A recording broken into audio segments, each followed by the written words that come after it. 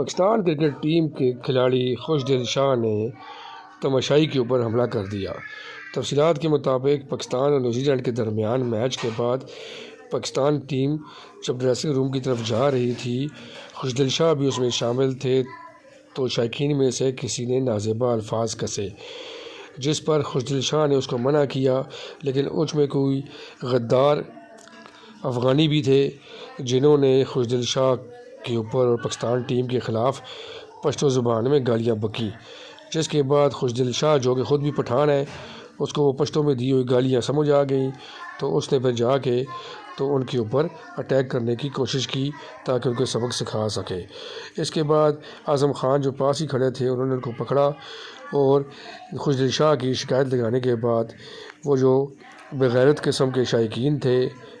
افغانی تھے وہ نسلاً، تو ان کو وہاں سے ان جانوروں کو اسٹیڈیم سے باہر نکال دیا گیا۔ پاکستان ٹیم کی کارکردگی بری ضرور ہے، لیکن شائقین کو چاہیے کہ وہ اپنی زبان کو قابو میں رکھیں اور ان کو گالیاں دینے سے گریز کریں۔ یہ کھیل ہے، کھیل کا میں ہار جیت لگی ہوئی ہے، اس کا قطعاً یہ مطلب نہیں ہے کہ آپ لوگ